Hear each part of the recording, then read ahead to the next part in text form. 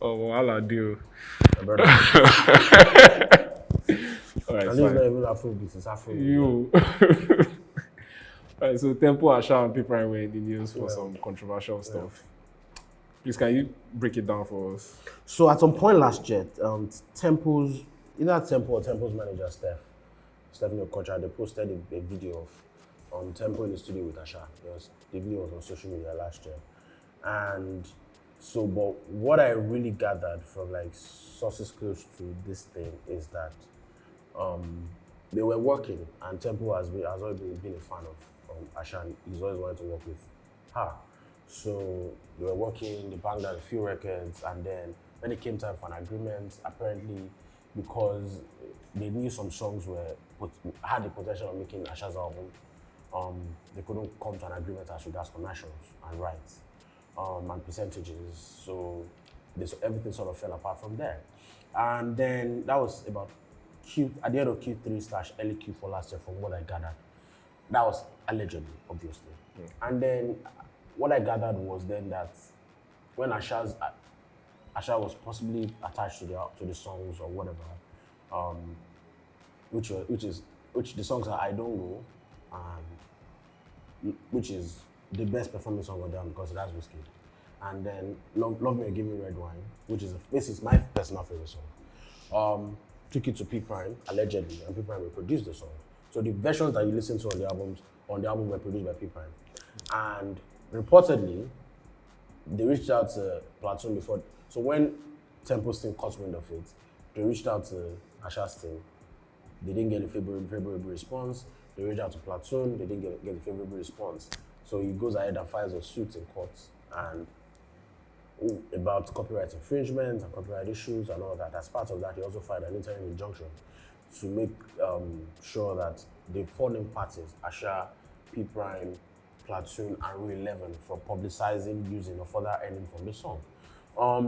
So why are all these people involved? People are going to say the matter is between Tempo and Asha. Yes, primarily it is between Tempo and Asha. A lot of people have also been misinterpreting it to be a matter between Tempo and P Prime. No, Tempo and P Prime are not fighting over rights. That's not what is happening here. Tempo has a problem with Asha. He's the one that contracted Tempo to work. The only reason why P Prime is in this conversation is because this later version of the song, or the alleged reproduction of the songs that P Prime earlier made, P Prime is earning from them, or is possibly going to earn from them, or has earned from them. Why is Platoon involved? Platoon is the label services company that distributed the record, that they agreed on the song.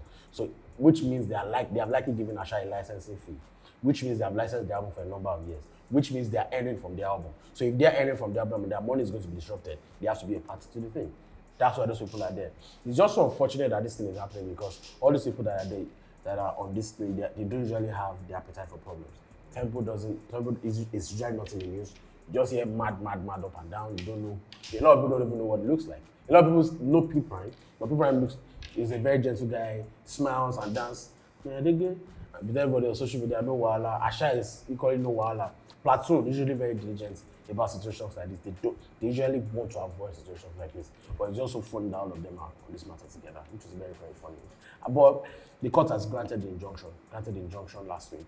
And you can notice that across all streaming platforms by Sunday, a lot of streaming platforms, I Don't Go and Love Me or Give Me Red One have been taken down. Yeah, notice that. Yeah. All right, but do you think it was necessary for Tempo to take this action? I think, yeah, you could say that. The problem is that, number one, if you feel like you're aggrieved about a particular situation, if you have certain grievances, you have reached out to the person, you can't come to an agreement. You have reached out to their label services company, you can't come to an agreement. You don't have a problem with P Prime because P Prime is just an agency of the person that you have a problem with. You understand? You can't say, don't work with it because you're my guy. He has a job to do as well, right? So the people you have a problem with are Platoon, majorly, and Asha.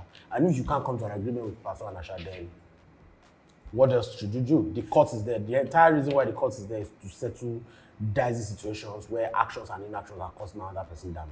Then what is the damage that has been caused here? Oh, I created my work on a particular day, and I feel like you went and reproduced it.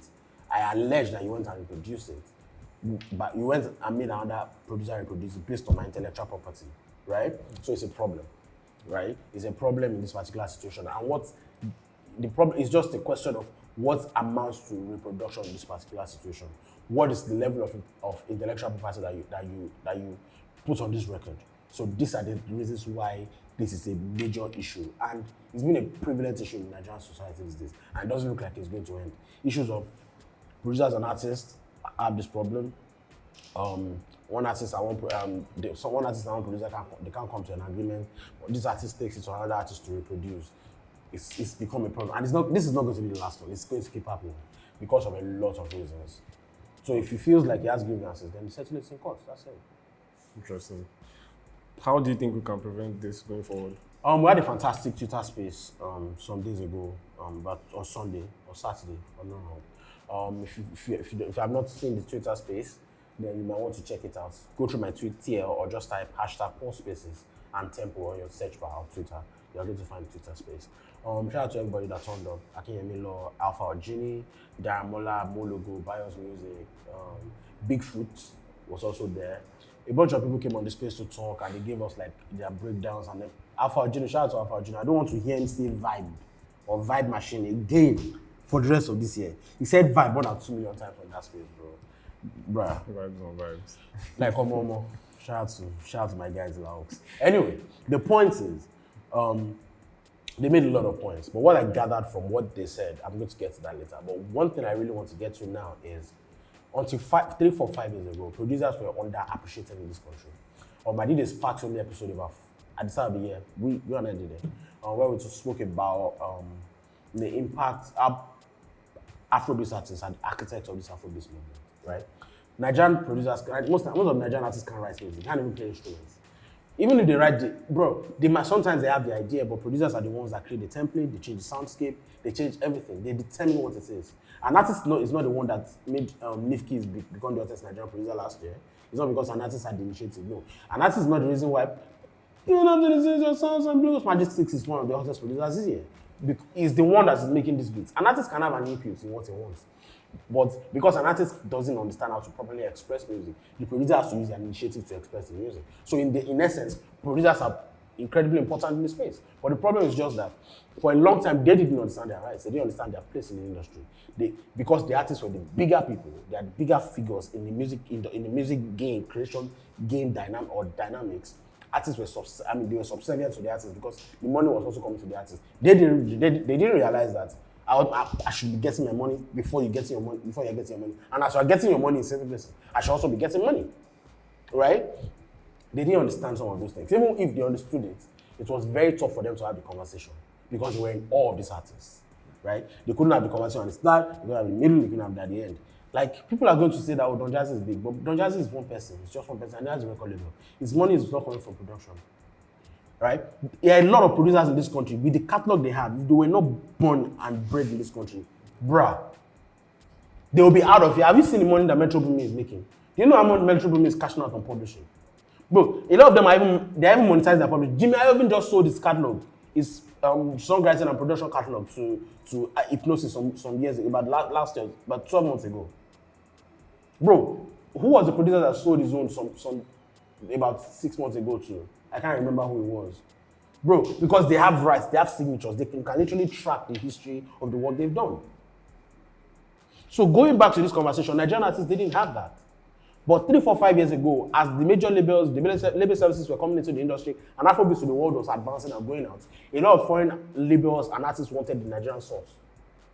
Or they were introduced because Nigerian artists started going to camps, they started getting demands, they started going to this, they started going to that, because a lot of people didn't want to get SARS anymore. They will get another Nigerian producer. They will get this.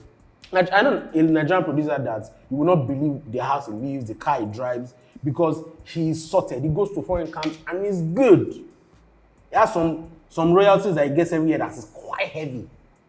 So, bro, those guys, and then those people started paying them heavy bags because the standard is different there. Like the producers that featured on Lion King The Gift, I believe that North Boy said it on camera when he came for an interview at Pulse. I got paid $10,000.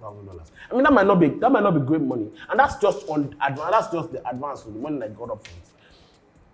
It's not big money, right? I mean, it is big money, but some people are not going to say, that's small money. Well, it might be small money too, but my brother, the point is, for a Nigerian producer who was probably not earning anything, or maybe earning 60,000, 100,000, 300,000 before, to be getting $10,000 is a massive upgrade. Massive one. So Nigerian producers, when that became the standard, they started coming here and started demanding. I'm not saying that's what's happening in this particular situation. They started using that standard to want to judge here. And if some of them failed to realize that, bro, just because a foreign label has paid you $4,000, $5,000, doesn't mean Mukaila from Nigeria can afford to pay you that. Now you might limit your clientele, right? You might limit your clientele. Limit your clientele, I don't mind. But when you limit your clientele, you also limit the amount of, you also shrink the amount of money you can make in an ecosystem where producers, the career of producers is very, very ephemeral. So it's a problem. Now, let's put that aside. That is an issue. The second issue is that Nigerian producers, even though some of them now know their worth and are not blowing it out of proportion, a lot of them still don't know how to have conversation with artists. There's this idea of you and the artist should vibe first before you can talk about money. I disagree completely. Completely. The problem is the conversation of money then becomes an afterthought because the artist doesn't know what to expect from you. The artist is probably not the person seeking your services. He's probably not the one that brought you to the camp. He's probably not the one that. I mean, sometimes that's what it happens where the artist is the one that sets these things up. He's the one that desires to work with the producer. But in a lot of situations, it doesn't work like that. A member of their team is setting up all these things. They're the ones that know you. They're the ones that are getting you into the camps and all these things, right? So when that happens, when you are making music, you are sleeping there. They're giving you Igbo. They're giving you Hennessy. You are fine, bro. You are going to forget all the things that I came there to do. That you are there to make money, not there to be looking at the artist. Oh my God, this is what is so. Man, this guy has been in the studio with Beyonce. Oh my God. By the time you are doing that, you are losing money. Because when the record is done, it's then probably not going to be time to talk about your advance anymore. Or the fees anymore, the initial fees that I meant to earn. Not even your rights now. So, bruh, this is what happens. So if the artists don't understand the rights of the producer, and some producers, some of them understand their own rights, and in some situation where the producer rightfully charged or fairly charged, artists are still entitled. They still feel like this is your value in my eyes. This is your value. Do you understand? And then in some places, because the producers still don't understand the timing of having conversations. And a lot of times it's also because the artist is usually very attached to the record in question. Maybe the time they made it, the feeling that they get from the record, or how attached they are to the record, they are saying, okay, I can't let this record go just because this person and I can't come to an agreement. They can take it to another producer to reproduce. So it's just a very complicated conversation. Okay. Why do we keep seeing this in the Nigerian music industry? And also, do you think this case is different? I think we keep seeing this in the Nigerian industry because of the thing that I said. There's a lot of money in this industry right now. Maybe not a lot of money, but there's a fair bit of money in this industry right now. And it's changed a lot of things: perception, demand, value that people are placing on their art and all that. You can't tell a producer what to put on the value to put on their music, but it's also unreasonable to expect SARS and Nifkis to charge the same thing. I'm sorry, but that's just the truth. Do you understand? Sometimes it's not because you are hot. Sometimes it's because of who you are. SARS is a top 3 producer, top 4 in the history of contemporary Nigerian music. Nifkis might be hot, might have produced more hits last year, but it's still not going to charge the same amount of money as SARS. Do you understand? There's a dynamic to it. So you can't expect certain people to charge the same amount of money. It simply does not work like that. That's the fact. So when that happens, a lot of producers want to jump on that and charge like big money or reasonable money. Again, I said that. But the major reason why I think this is happening is because we don't have a culture where the artists and members of their team know what to expect when they are going into a room with the producer. People are saying, oh, the talk of money is going to ruin the vibe. I'm going to piss on my producer right now by cussing on this show, but everybody will be fine. Vibe, bro. The only reason why there's a standard is only a standard if the people that make up the ecosystem adhere to it. The moment you bring a new standard, everybody is going to adhere to it. The vibe is not going to be destroyed. Do you understand why the vibe is not going to be destroyed if there's an understanding of money? Because if you and the producer don't agree in terms of the value in the first place, you are not going to come to the session. Do you understand my point? You are not going to come to the session. So there will be no vibe. No money, no vibe. Do you understand? But if the producer and the artist, or the producer's team and the artist team also come to an agreement where beforehand, before they even get to the studio or book the session, there's an agreement on this is what I'm going to earn if XXX happens. The vibe is still not going to be destroyed because the producer and artist just need to go to the studio and create. Do you understand what I mean? So until we create a system where the artist, the producer and the artist, the producer has a price charter. They have a rate card based on the services they can offer and the number of hours and the type of service. And they are saying, the moment they get a call that someone XXX person should come here, you are submitting your rate card. The moment that starts happening, everything, we are not going to have these things again. If that thing doesn't start, if it doesn't start happening, we are still going to keep on having these problems because there's going to be a disparity in terms of what I think your value is and what my value is. The only reason why this is happening is because there's always a disagreement between what the producer thinks their value is and what the artist thinks their value is. But if the producer had made it known beforehand, this thing will not be happening. Is this different? I guess we'll find out. I know some of the things that happened here. I don't exactly have the full picture, but I know maybe 60%, 70% of what happened. It's slightly different because there's a difference in perspectives, right? This person believes it to be like, and sometimes a lot of things can be true. Maybe two things can be true. This person believes it to be a certain way. This person believes it to be a certain way. The two of them have the points. Let the court judge. It's not for me to decide whether it's different or not. That's what I think.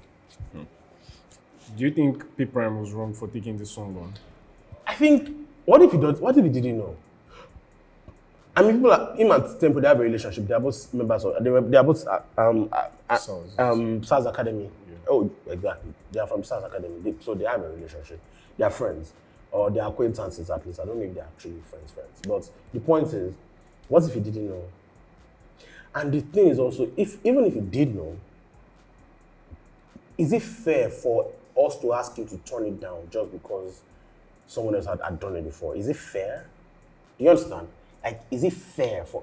What if you had been dreaming of working with this person as well? I mean, maybe you could have said, let's work on something different.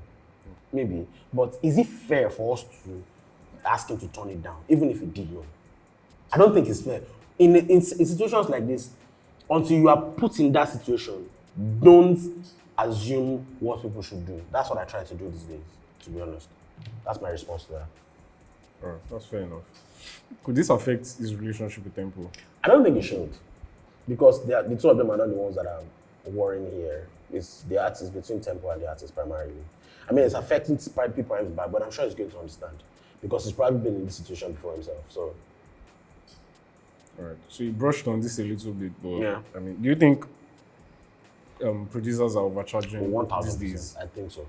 Bro, I've been in some situations myself that are very, very wild. Some of the money that some Nigerian producers are calling these days is just wild. I mean, it's unrealistic. I'm sorry. Like, a lot of Nigerian producers who are my friends are going to disagree with this. I've had arguments with some of them over the past 2 days as well. And because they think that you can't place a value on art. I said, I don't disagree with you. But if you can't play, but there's still a value for your rep. And the type of services you are providing, there's still value on that. If there wasn't a value, then everybody should be charging the same amount of money as SARS. But guess what? Everybody can't be charging the same amount of money as SARS. It doesn't make any sense. Fam, I gave this example on the Star Space that day. In 2006-7 was Custard's hottest year. It was earning $8,000 per beat. But was it the only hot producer at the time? No, he wasn't. He wasn't earning as much money as Dre and Timbaland at the time.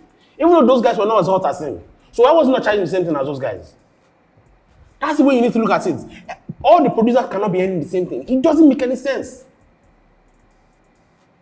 It doesn't make any sense. Sometimes, yes, the artists can undercharge you, they can undercut you. But I think a lot of producers are moving mad these days and they need to calm down. I really think so. What should artists do in situations where they confront disagreements? I think it's a combination of two things because you can either let the song go or change the entire format of the song. So if you're taking it to another producer, don't give the person a template of what you want because they are going to be unable to unlearn what they heard from it. So they're going to be, in a way, they're going to be subconsciously striving to get you that output or a version of it. So if you have a song like that, change the BPM, change the tempo, change the style, change the delivery. If possible, tell the producer a particular type of thing you want without playing them the reference. And make them do an entire work and do a different work entirely. Even if the BPM is going to change, so that you can then deliver your lyrics on the song. I think that's the only way. Because this thing happens a lot because of the similarities between some of these records. That's it. What's an interim injunction and why was this so? Like one interim suggests, an interim injunction is a temporary solution. A temporary solution pending determination of a suit. Yeah. So in this particular case, is to stop or preclude Asha, P Prime, Platoon, Rule 11 from earning, using, publicizing, or performing any of these songs till the suit is determined. That's an interim injunction. Then after the injunction, after the court case, if it is found that Tempoe is the rightful owner of the song, then it becomes a perpetual injunction. All right. Yeah. What do you think will happen in this case? Who's likely to win? It depends on the lot. It depends on evidence. So if the similarity between Tempoe, the production that the two records produced by Tempoe, or the Tempoe's version of those two records is a splitting, has a lot of striking similarities with P Prime's own, the case becomes simpler and faster, not simple, simpler and faster. Because now the court only has to, they will still need evidence, they will still need expert witness in particular situations because the people that can determine the similarities here, they are experts like musicologists who understand sounds and who can find the parallels between progression, strings, delivery, percussion, all these other things, right? So in that situation, then it's going to be faster. But if the imitation or similarity is very, very remote, they will still need expert opinion, but it's going to be way more grueling than it normally is. You understand? It's going to be longer. They're going to need a lot more evidence to back up the claims. The expert witness is going to be the trump card, but yes, the expert has to be someone who really understands music. That's going to be determined. So it depends on the degree of similarity between both records. It's a very tough case. And the similar cases that I've seen outside the country with similar jurisdiction, it's a very complicated case. You can't predict where it goes. It's just about the similarity between the cases and the evidence and how the intention of the artist is established. So if it's established that the artist intended to actually recreate that song, then if you can't prove that you have to prove that the artist intended to recreate the song, not just the fact that the artist recreated the song. Yeah, there's recreated the song, there are similarities between the record, but there was also an intention to recreate the version that I produced. That's the thing. Wow. Yeah. Right. What do you think all of this means for the Nigerian music industry? This case could be a precedent because we keep seeing a lot of these situations. And our laws are clear, but the draftsmen in Nigerian laws are usually not very reasonable people. They are not very smart people. So the wording of the law sometimes can be very problematic and it's sufficient for situations like this. So in situations like this, you need a precedent. And we've seen what presidents can do in matters. You saw what Roe versus Wade did for over 50 years in America, right? For about 50 years in America. In terms of abortion and anti-abortion laws, or pro-life and pro-choice. So in this particular situation, that could have the same power, whichever way it goes. So if it goes against Tempoe, then that means artists can keep reproducing if you can't find an agreement. If it goes for Tempoe, then that means that can happen again. And that's facts on it.